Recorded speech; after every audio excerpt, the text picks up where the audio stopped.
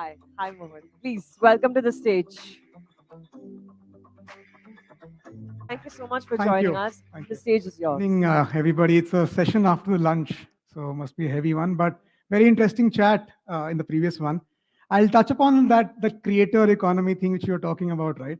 I have a question. I will leave it. I'll start with that.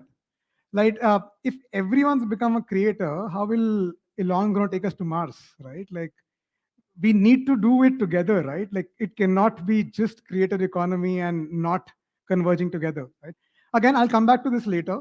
So before we even get started, right? And I'm gonna take 2-3 minutes to understand the room, to understand, who all are here and what is unifying us today. But I can safely assume, right? Like, there's one thing which is unifying all of us in this room today, and I'll give you my background as well. I am not an HR professional, and I respect every professional a lot. I come from the growth side of things, right? So all of us over here are either, we have some kind of problems, and these problems we are looking to solve them through either we are evaluating some tools, or we are building some tools, or we're growing some tools. And I come from the last bracket where I'm trying to grow a tool which works in the same direction, right? So there is a unifying theme in this room where we are looking to solve very similar problems. Am I correct? Like, and this is not gonna be only one-sided, guys. I do not have too many white hairs to give so much of wisdom. So I want back and forth happening with you guys here as well. So I'm assuming here that what unites us in this room is the problems we care about, right? So we care about the problems of hiring, attrition, hybrid, motivation, rewards, incentives, and everything around it, right? And yes, somebody over there looks confused that the topic was very different, and he's opening the thing as very broad level thing there, right? But I would still say let's start there. Let's start broad. We will start narrowing it down as well, right? But my question is, yeah, the problems we're speaking about, there's a type to this problem. Is this actually a tool and a technology problem? Like this whole hiring, attrition, hybrid, motivation, knowing your people. We spoke about so much since morning. We are hearing such good things. But my question to you is it even a technology or a tool specific problem? Like everything from me to go from here to Kormangala is a transportation problem, right? So is this problem even a tool or technology problem? When you guys are evaluating tools, someone is building tools, I'm growing tools, right? So I want to start from this question: is it what type of a problem are we solving? Just I'll take a pause here and would like to understand if anyone in this room has ever worked with a military service before or has a military background. Okay, ma'am. So you worked with military for a long time. Father was in army. Okay, awesome. Anyone else who has some exposure to how military people work and how military people, servicemen work? Okay, okay. I think people are still coming in, but uh, I would say, have you ever heard about walkouts in between a military operation? Have you ever heard about that people are walking out of a Ukraine war? It's unheard of for me. And why is like, okay, now if military operations do not have a walkout in between, our business has all the walkouts all the time, right? So either there has to be two problems, right? Either we're not training our people correctly or we're looking at the wrong source. They're coming from some other planet and we are getting our business people from other planet. So let's take it one by one, okay? So if it's training, let's look at the thing that training is the problem. Then military people are trained very well as compared to the business people. But my research runs into an anomaly there, where Singapore is a country which is mandatory for every national to go for a 2-year training and then join business if they want to. Singapore businesses have the same problem. They still have the attrition rate problem. They still have the hiring problem. They still have the hybrid problem. So it's not the training, right? Have I concluded that it's not the training? So if it's not the training, then what is it? What do you think is the difference when a military operation doesn't see walkouts, but our business operations, our business critical project sees walkout? Anything else which you think is the reason? Commitment. So you think commitment from the people. How does the commitment come in?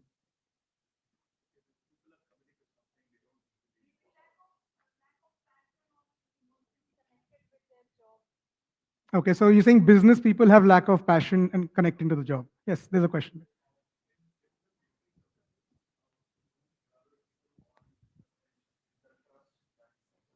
Correct. I second that a lot. Commitment, trust. So I heard commitment, I heard trust, I heard non-passion for the job, right? So if I have to say what is the unifying thing across all these things, I can say, okay, before that, it is a different than environment, right? So, okay, before that, I want to ask you a question. How many SaaS products are positioned towards military attrition rate? None, right? There are none of the products there. So that means it's not the technology or the tool problem, right? What I was trying to say in the start. It has something to do with something else. And I think it's the doing with the environment. The kind of environment their leaders provide, it's safest that lets trust and cooperation breed there, right? Like everything is taken care of. You are supposed to do one thing and everything is taken care of, safest environment, and the trust and cooperation follows that, right? A leader, I'm not sure if you know this, but a captain always eats the last meal. He sacrifices his meal so that his team can eat, but because once his team will be out there, they will be doing everything to get the vision in place. So the whole sense of reciprocity is also very embedded in the process there. Now, this is, I think, can I view the audience that okay, we can conclude a little bit here. Again, I will have examples more, but it's the environment difference, not environment problem, not a technology or a tool problem. An environment of trust, where safety, where trust and cooperation can grow. Right. Okay, now I'll leave it there. So let's be a little. So we talk about safety of environment, right? Do you remember a time, few times when people walked out of your team? Anybody? I want to have a dialogue with somebody who remembers recently in past couple of years somebody walked out of their team. Okay, Ruhi, yeah.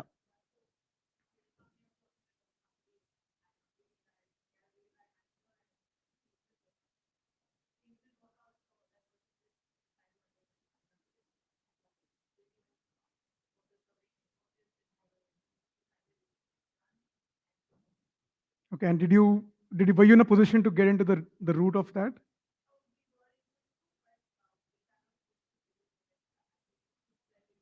Okay, so I'll make the room a little more safer. I'll talk about two episodes that happened to me in last 1 year. Okay, and it affected me quite a bit, right? And recently, 3 months back, I had a chance to had lunch with that person, and I was like, what went wrong? What happened? Because we do exit interviews, everyone does exit interviews. I came to know that I was assuming it was the money problem, or it was a CTC problem, it was something else. That it was never that. The gentleman told me very clearly, I lost trust in your growth plans. Okay, does this get anyone to get to speak about it? I would love to know if somebody. So what I'm trying to get at is, we see it as a number problem, we see it as a CTC problem, or but it is not that. It starts way before that. People start checking out before they walk out.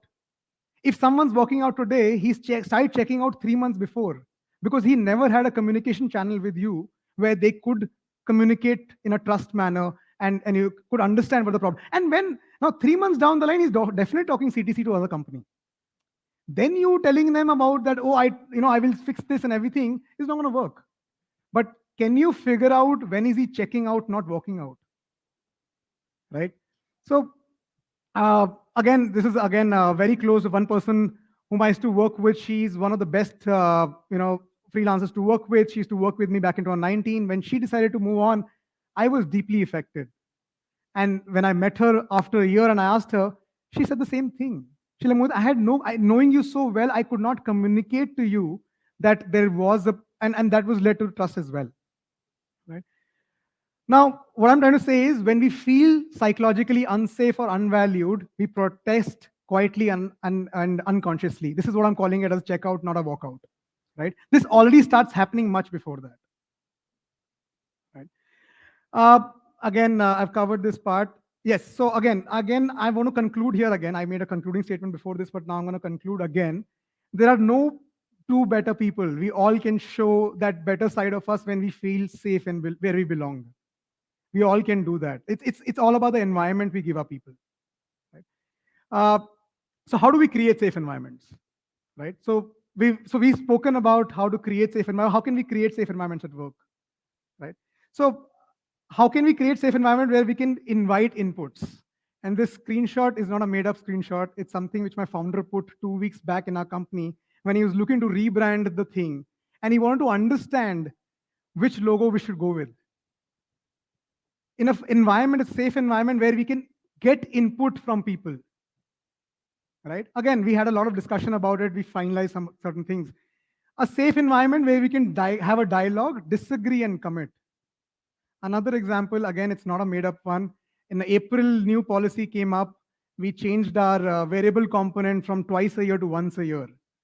And everyone said, can we go back to twice a year? We heard them very well. Some of us disagreed, but we committed to that. So a communication, a safe place where this kind of a communication can happen. Right? A safe place where I can communicate that I'm not having fun before I start checking out and walking out of the organization, right? Can I do it through some surveys, right? A safe place where people can get their complete self to work. The screenshot you see is a colleague of mine who lost her grandmother, 2 months back, and she was remembering the time with, she had with the grandmother, and she could write on the Women's Day about it. Can she bring herself in a safe environment? No one will judge her there, and she will be able to express herself. So what I'm trying to say is that we spoke about the military thing. They're creating a safe environment there. There's another thing there. The military officers create a sense of reciprocity. The kind of sacrifice they commit themselves for, then that their teams will go out there and get the vision completed is unmatchable. I know in business, we do not have life-risking sacrifices, but we still are leaders where we go first and gain the trust of the people, and people respond by going the extra mile for the shared vision. The second aspect is how can we create that workplace where we can create an environment of reciprocity? Environment where financial wellness is taken care of. As I said, the military, everything is taken care of. Are you thinking about the financial inclusion of financial wellness which we can give to our employees? Right?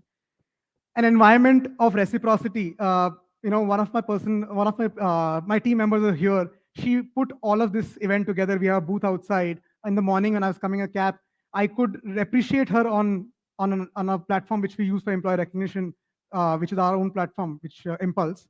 So can we recognize the efforts of other people and let them reciprocate back to us? Right? Can we celebrate different occasions and milestones by giving them some intrinsic motivations coupled with extrinsic motivations as well? Right?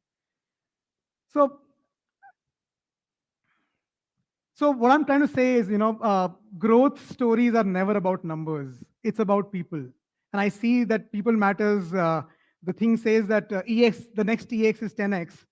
I completely agree. But the 10X is about the stories of the people, not the number which we're chasing, right? So, and that's what we are trying to also do here. With Xoxoday, we make growth stories rewarding.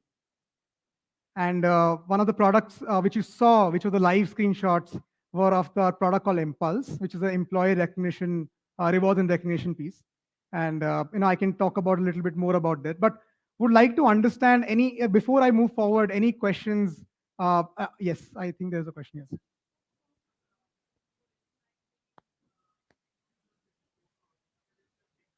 Right.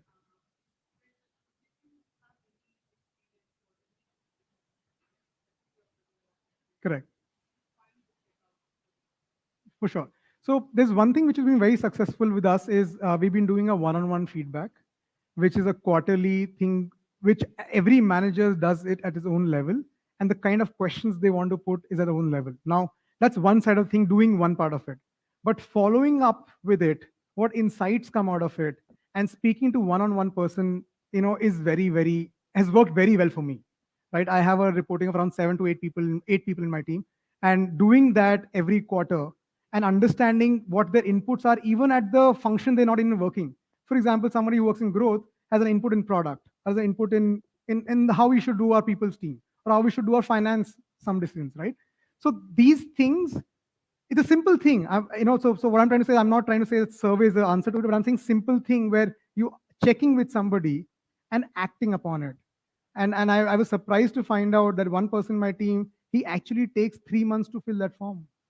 He reflects every Saturday, and then bits by bits and bits and bits, he puts that information in. And if I do not react to it, if I don't do justice to the information, it will be a checkout happening before the workout anyways. Yes, I do a quarterly, but Pulse can be even more frequent for that matter. And so there are different formats for it. A peer-to-peer can be at a biannual or an annual level. So that is the kind of things which we can run.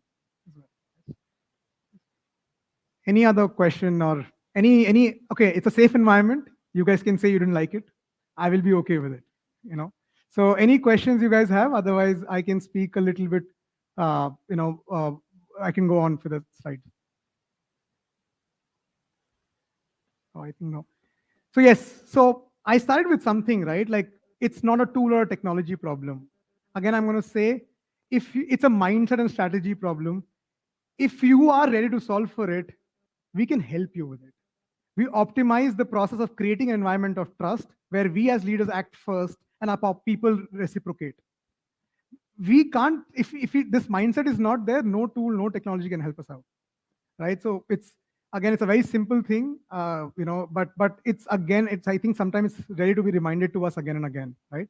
So it's actually not a tool problem, it's not a technology problem, it's actually a strategy or a mindset problem. Once you are ready, there are enablers in the market, right? Like there are enablers which can take care of multi-country, multi-admin functionalities, because we have HR teams which are distributed borders. We have borderless teams now, right? So those functionalities can be making things easier, but no one can do the heavy lifting of creating that environment of trust that will get the corporation in place. Yes, this is something which I was talking about Impulse. All the screenshots which you saw is actually a product which we use internally. It's a product by us, Impulse, and we use it ourselves as well. So this is what I was talking about, what we are able to do, our rewards and recognition with survey and social internet and perks and benefits covered in this platform itself. Right. I've covered the 3 tenets: the trusting communication using social internet, continuous improvement, constructing feedback and surveys, and foster a culture of gratitude and appreciation by giving R&R, rewards and recognition. I would just like to cover, yes, our infrastructure we are very strong. This is our differentiator where we differentiate with other products in the market. We have infrastructure of rewards and options to reward from 80 plus countries. And it can very well for a distributed workforce, right? Our technology is the kind of technology we use is very microservice led. That's why we have 3 products around the space itself. So we are very multi-region polycloud deployment is something which is very easy for us. And API first infrastructure is something which we abide by as well. We have a lot of integrations. We work with Slack, MS Teams, and other HRMS tools as well. So that's something which I would like to call it out for. Yes, we spoke a lot about Impulse here because that's more relevant for the kind of problems we started with. But we have 2 other tools called Plum and Compass. If you are interested more or curious, we have a booth next door. Would love to have a chat with you guys. But thank you. That's my time.